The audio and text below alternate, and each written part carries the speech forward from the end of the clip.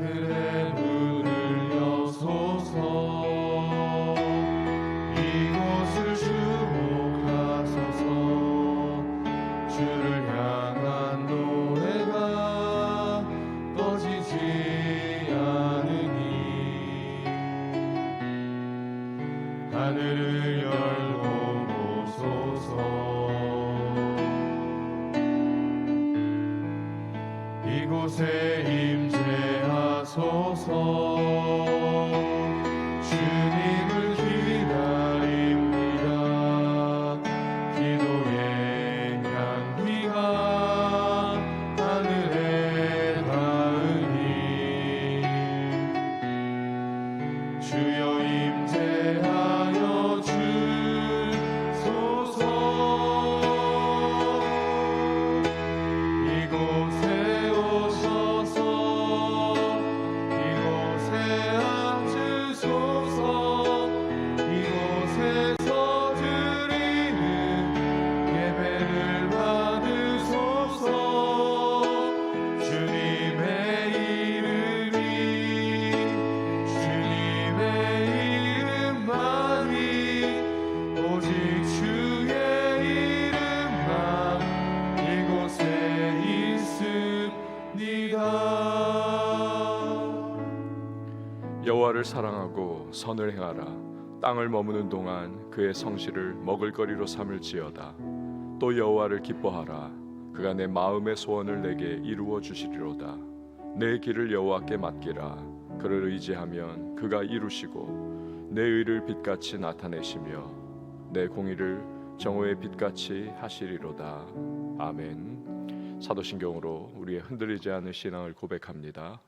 전능하사 천지를 만드신 하나님 아버지를 내가 믿사오며 그 외아들 우리 주 예수 그리스도를 믿사오니 이는 성령으로 잉태하사 동정녀 마리아에게 나시고 본디오 빌라도에게 고난을 받으사 십자가에 못 박혀 죽으시고 장사한 지 사흘 만에 죽은 자 가운데서 다시 살아나시며 하늘에 오르사 전능하신 하나님 우편에 앉아 계시다가 저리로서 산자와 죽은 자를 심판하러 오시리라. 성령을 믿사오며 거룩한 공예와 성도가 서로 교통하는 것과 죄를 사하여 주시는 것과 몸이 다시 사는 것과 영원히 사는 것을 믿사옵나이다. 아멘. 앉으셔서 찬송가 438장 찬양합니다.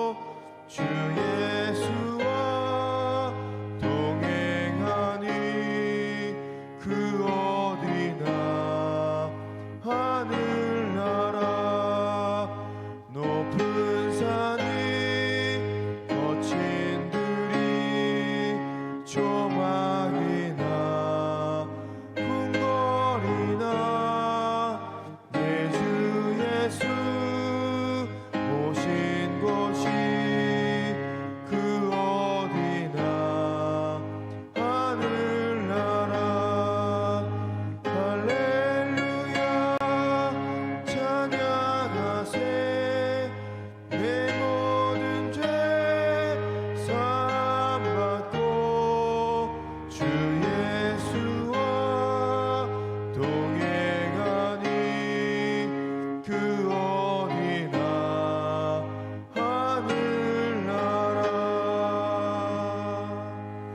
아멘. 이 시간에 보실 하나님의 말씀은 예레미야 46장 1절에서 12절 말씀입니다. 예레미야 46장 1절에서 12절 말씀 우리 한 절씩 교독하도록 하겠습니다. 이방 나라들에 대하여 선지자 예레미야에게 임한 여호와의 말씀이라.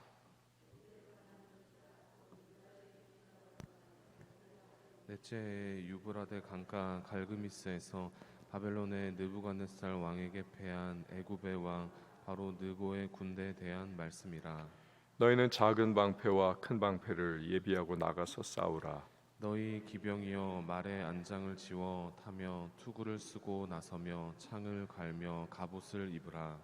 여호와의 말씀이니라. 내가 본즉 그들이 놀라 물러가며 그들의 용사는 패하여 황급히 도망하며 뒤를 돌아보지 아니함은 어찌 미냐. 두려움이 그들의 사방에 있음이로다. 발이 빠른 자도 도망하지 못하며 용사도 피하지 못하고 그들이 다 북쪽에서 유브라데 강가에 넘어지며 엎드러지는도다. 강의 물이 출렁임 같고 나일강이 불어남 같은 자가 누구냐.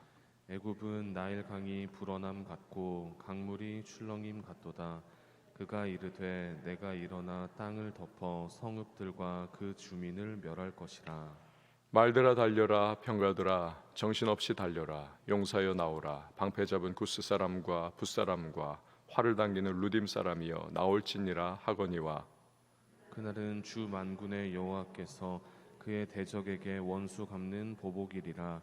칼이 배부르게 삼키며 그들의 피를 넘치도록 마시리니 주 만군의 여호와께서 북쪽 유브라데 강가에서 희생 제물을 받으실 것이미로다. 처녀딸 애굽이여 길르앗으로 올라가서 유향을 취하라. 내가 치료를 많이 받아도 효력이 없어 낫지 못하리라. 내 수치가 나라들에 들렸고 내 부르짖음은 땅에 가득하였나니 용사가 용사에게 걸려 넘어져 둘이 함께 엎드러졌음이니라. 아멘.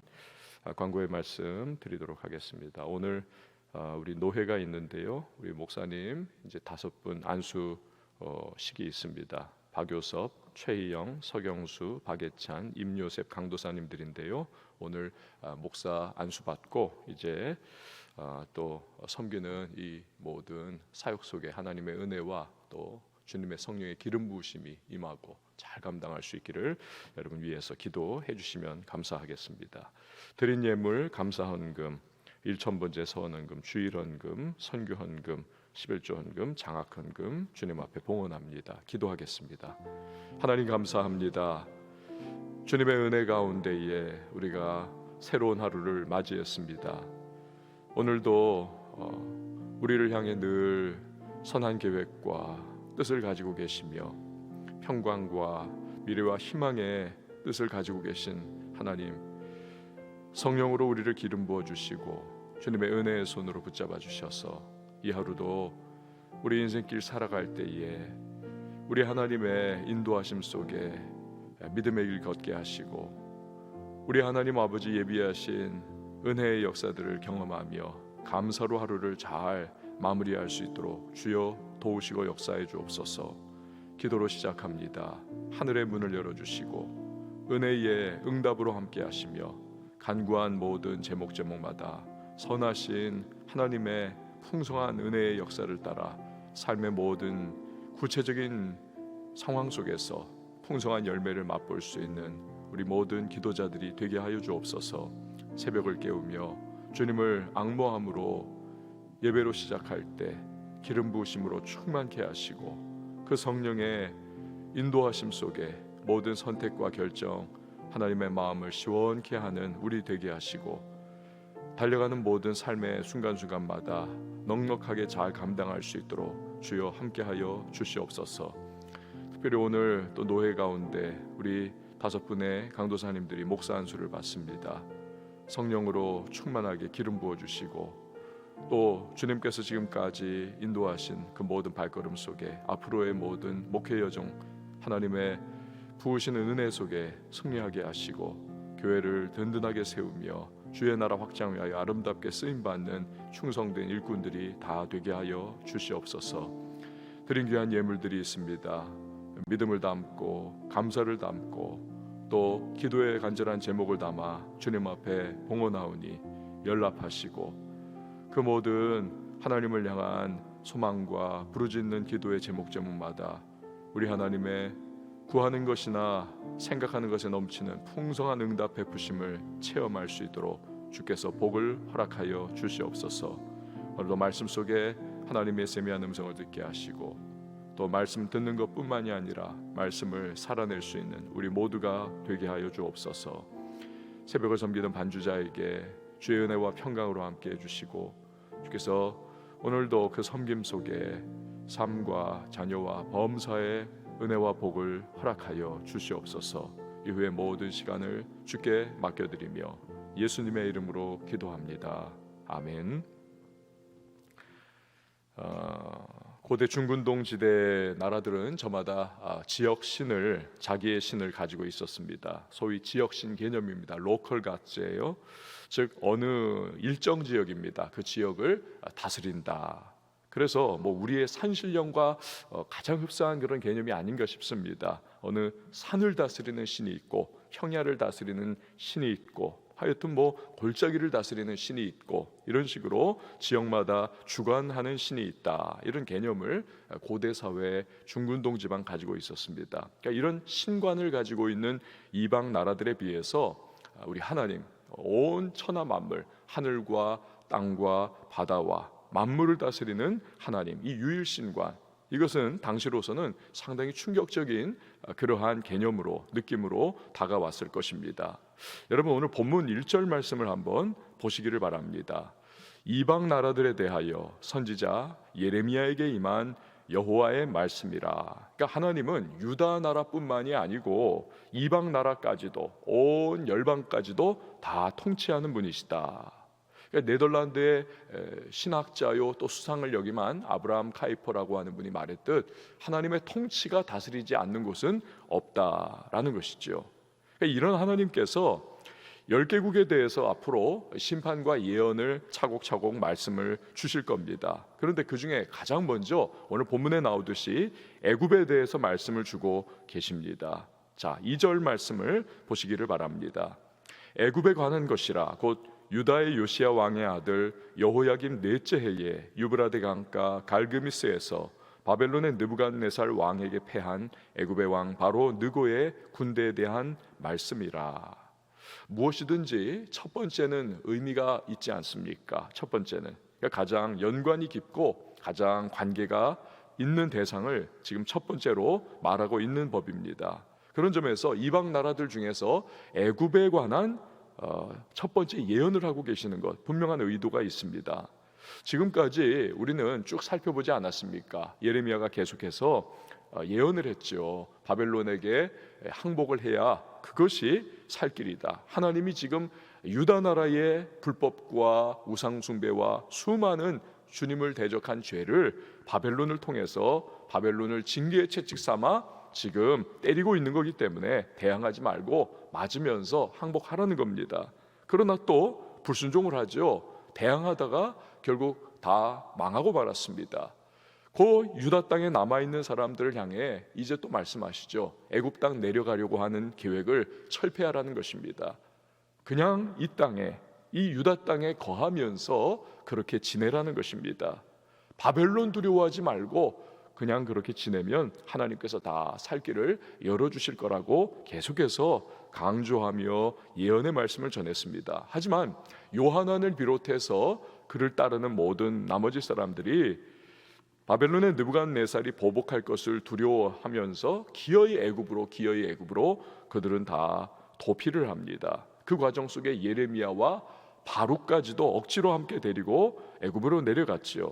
그리고 애굽 땅에서 이 유다인들은 하나님을 철저하게 배신을 합니다. 애굽의 우상 숭배에 깊이 빠져가지고 결국 멸망의 길을 달려갑니다. 이처럼 하나님이 없는 세상을 의미하는 애굽, 이 애굽은 과거로부터 지금까지 선민 이스라엘에게 유혹의 장소였던 겁니다. 그렇기 때문에 많은 나라 중에서 이 애굽에 대한 심판 메시지를 첫 번째로 주시는 것은 사실 당연한 겁니다.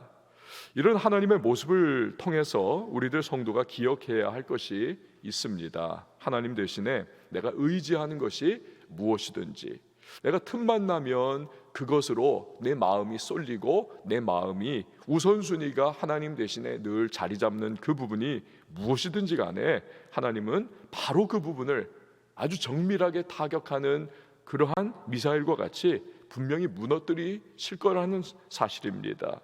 하나님보다 우선순위에 두고 있는 부분이 여러분 과연 어느 부분이 있으십니까? 정확히 그 부분을 무너뜨리실 겁니다. 왜냐하면 그것이 바로 하나님 대신에 나의 우상이 되어 있기 때문에 그렇습니다. 돈이라고 하는 부분이 나의 우선순위요 하나님보다 앞서 있는 우상이 되어 있습니까? 바로 그 부분을 하나님께서는 손을 대실 겁니다. 자녀입니까? 자녀의 그 부분을 반드시 하나님께서는 손을 대실 겁니다. 결국 하나님은 성도가 우상을 섬기기를 허용하지 않으시는 분이십니다. 지금까지 유다의 잔존 세력들은 애굽이 바로 그 우상이었던 겁니다. 그렇기 때문에 애굽을 가장 먼저 심판하시는 하나님의 모습을 우리는 보는 것입니다. 이때는요, 그 BC 605년이었습니다. 그러니까 애굽의 바로 느고가 아수르와 함께하면서 지금 신바벨로니아입니다. 이 바벨론을 괴멸시키고 고립시키고자 이 중군동의 새로운 강자로 떠오른 이 바벨론과의 싸움을 유브라데스 강가의 갈그미스라고 하는 곳에서 지금 벌였습니다. 하지만 자기들의 생각과는 달리 엄청난 공격을 받고 대패를 했던 그 이후에 이루어진 예언의 말씀입니다. 세속 역사가들은 이 갈그미스 전투에서 애굽이 패한 것은 단지 전략과 전술의 문제였다. 또 바벨론의 대단한 그러한 전략과 전술 그리고 빠른 속공과 같은 공격 때문에 지금 어항 안에 갇힌 것과 같은 그러한 애굽의 실패였다라고 그렇게 판단을 합니다. 하지만 겉으로 드러난 것과 달리 우리는 그 이면을 보는 것이죠. 그리고 오늘 이 본문의 말씀을 보면 분명합니다. 그 이면에는 세계를 운영하시는 하나님의 통치가 승패의 가장 결정적인 요소였다는 사실을 알 수 있는 겁니다. 즉 지금 바벨론은 이 시대에 사용하시는 하나님의 손에 들려있는 심판의 막대기였던 거죠. 이런 바벨론을 맞서서 싸운다는 것은 결국 하나님의 계획을 대항하는 것과 같은 것입니다. 승리할 수가 없는 것이죠. 이후의 구절들을 통해서 하나님은 애굽이 심판받는 그 구체적인 과정들을 조목조목 보여주고 계십니다.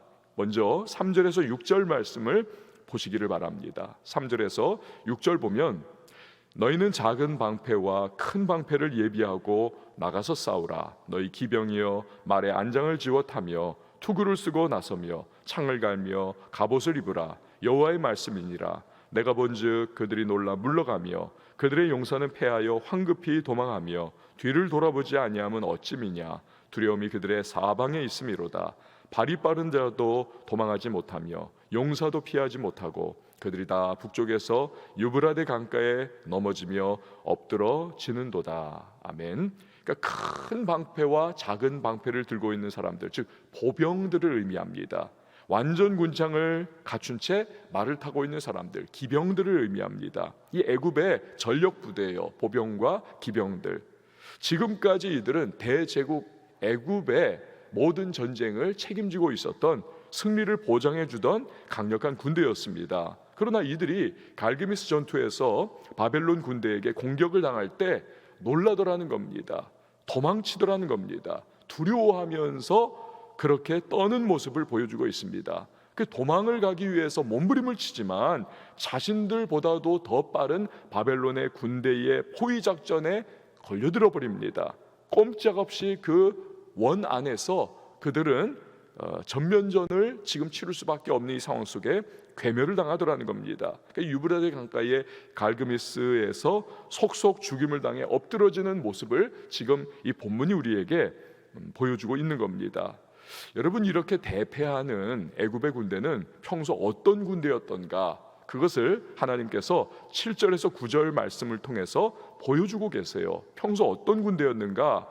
강의 물이 출렁임 같고 나일강이 불어남 같은 자가 누구냐? 애굽 애굽은 나일강이 불어남 같고 강물이 출렁임 같도다. 그가 이르되 내가 일어나 땅을 덮어 성읍들과 그 주민을 멸할 것이라. 말들아 달려라, 병거들아 정신없이 달려라, 용사여 나오라. 방패 잡은 구스 사람과 붓 사람과 활을 당기는 루딤 사람이여 나올지니라 하거니와. 그러니까 애굽은 우리 알잖아요. 출렁이는 그 나일강의 복을 받은 나라입니다. 나일강 범람하면 그 나일강 삼각주는 아주 비옥한 땅이 됩니다. 그 농사가 풍족을 이루고 그 결과 애굽은 그 주변의 어느 나라보다도 부유함을 자랑하는 나라가 될 수가 있었습니다. 이런 나일강의 범람하는 모습과 같이 애굽의 군대가 그랬다는 겁니다. 자신들이 점령하기를 계획한 나라, 도시들을 이 강물이 삼각주를 덮어버리듯이 그들의 군대가 덮어버리곤 했습니다. 애굽 왕 바로는 내가 너희를 덮어서 멸하겠다 호언장담하고는 했습니다. 또한 9절에 나오는 애굽은 이제 용병들을 많이 고용을 했습니다. 돈이 많으니까요. 그래서 구스 사람, 에디오피아 사람입니다. 붓 사람, 이 홍해 연안의 푼트족이라고 하는 사람들입니다. 루딤 사람, 애굽 서쪽의 리비아 사람들을 용병으로 거느리고 있었습니다. 이 사람들이 마치 특공대와 같이 애굽을 위해 싸워주는 아주 용맹한 군인들이었습니다. 즉 애굽은 이렇게 군사적으로 늘 승리를 예상하던 나라였습니다. 하지만 하나님은 갈그미스 전투에서 애굽의 대패를 놓고 그 이유를 이렇게 말씀을 하세요. 10절 말씀을 보시기 바랍니다. 10절 그날은 주 만군의 여호와께서 그의 대적에게 원수 갚는 보복일이라. 칼이 배부르게 삼키며 그들의 피를 넘치도록 마시리니 주 만군의 여호와께서 북쪽 유브라데 강가에서 희생 제물을 받으실 것이미로다. 그러니까 하나님은 지금 애굽을, 이게 가장 중요한 겁니다, 대적이다 라고 말씀을 하세요. 갈그미스의 전투의 날을 두고 원수를 갚아주는, 대적에게 원수를 갚아주는 보복일로 삼는다라고 말씀을 하십니다. 그럼 왜 이렇게 하나님께서 애굽에 대하여 적대감을 가지고 말씀을 하실까요? 바로 4년 전에 있었던 사건 때문에 그렇습니다. 열왕기하 23장에 나오는 일이에요. 하나님의 사람 요시야 왕이 무깃도로 북진하고 있었던 애굽 왕 바로 느고와 맞섭니다. 우리 땅에 통과하는 것을 허용하지 않겠다는 겁니다. 그런데 이러한 요시야를 향해서 바로가 요시야를 죽여버리죠. 무깃도 땅에서. 요시야는 유다 땅에 하나님의 뜻을 펼치기 위해서 고군분투를 하고 있었습니다. 종교적인 개혁을 일으키면서 참 하나님 기뻐하시는 그러한 일들을 감당하고 있던 왕인데, 이 요시야가 무깃도에서 바로 느고에게 죽임을 당합니다. 패배를 해버려요. 그리고 요시야 죽은 이후에 바로 느고가 여호야김을 왕으로 앉혀버립니다.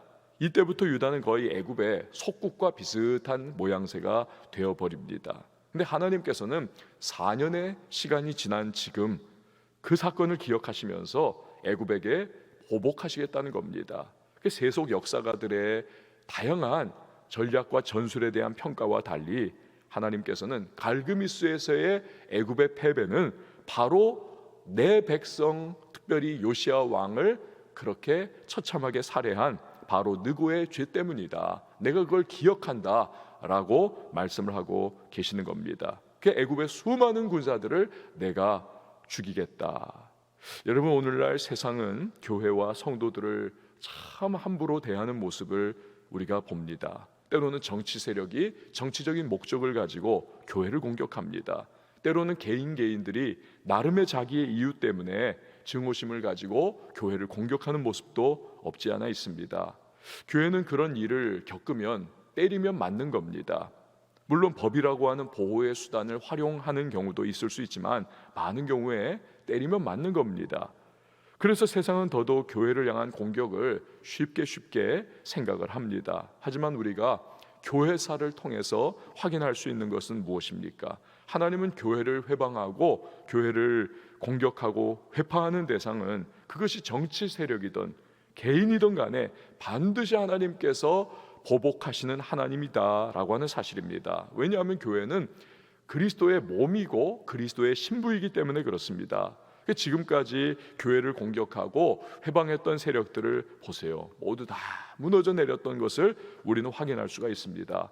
공산주의가 그렇게 교회를 회파하고 탄압하고 기승을 부렸지만 너무나 허무할이 많지 와르르 무너져버린 것을 우리는 소련의 붕괴를 통해서 보지 않았습니까? 우리가 종종 논하는 에피소드지만 프랑스의 볼테르라고 하는 사람 보십시오. 너무나도 그 당대의 기독교를 공격을 했던 그러한 사람이 아닙니까? 심지어 얼마 못 가서 성경은 지구상에서 완전히 자취를 감춰버릴 것이다 호언장담을 했습니다. 하지만 그가 죽고 나서 어떤 일이 일어났습니까? 그의 집이 프랑스 성서 공회가 되었습니다. 수많은 성경이 인쇄되어 나오는 참 하나님의 유머를 우리는 볼 수가 있죠. 그 외에도 수많은 사람들이 교회를 대적하고 회파하고 회방을 해왔지만 결국 망하고 패가망신하는 것을 우리는 볼 수가 있습니다. 제 기억에도 또렷이 기억나는 몇 가지의 사건들이 있습니다. 그런 일들을 생각하면 너무나 두렵기까지 합니다.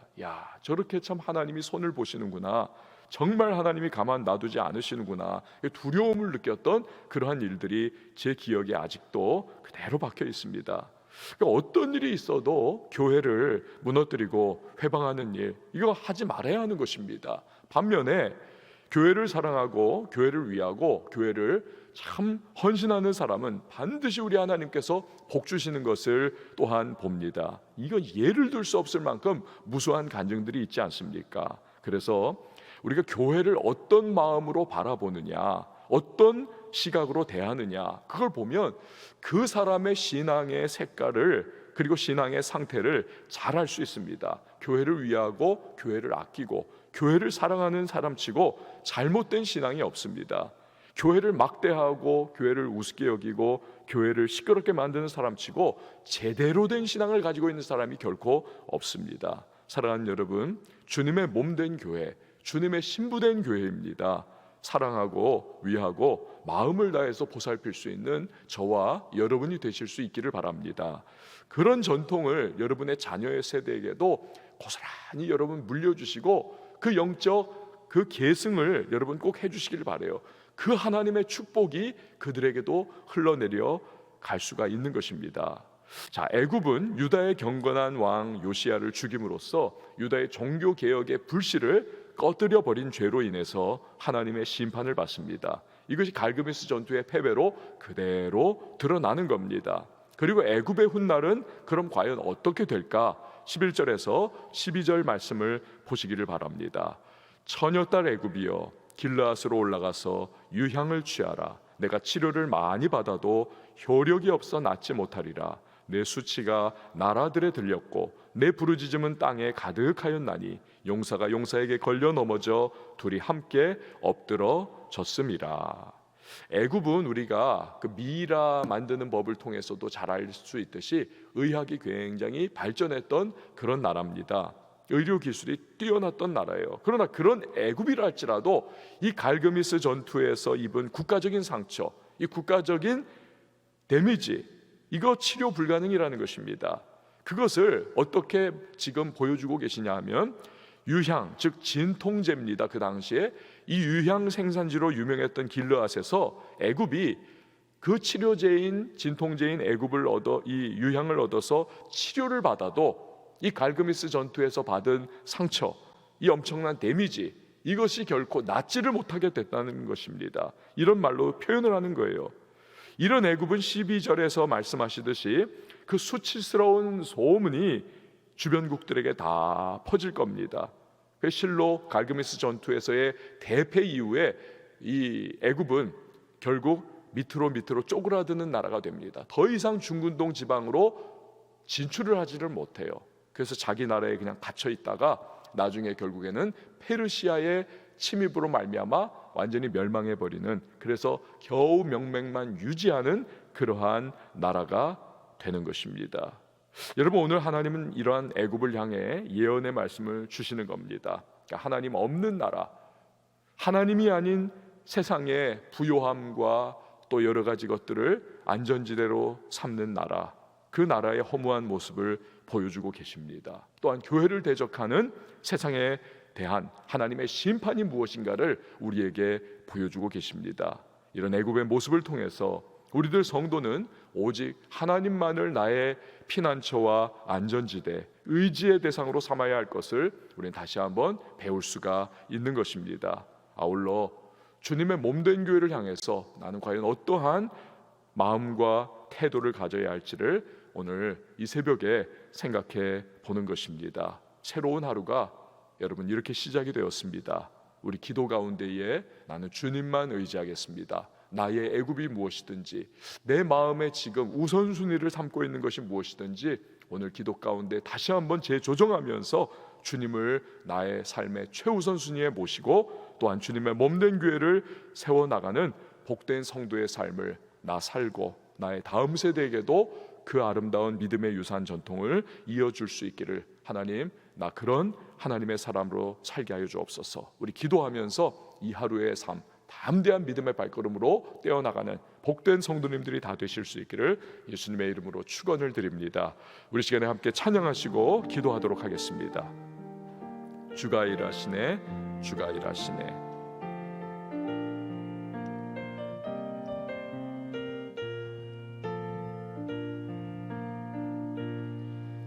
날이 저물어 갈 때, 빈들에서 걸을 때, 그때가 하나님의 때.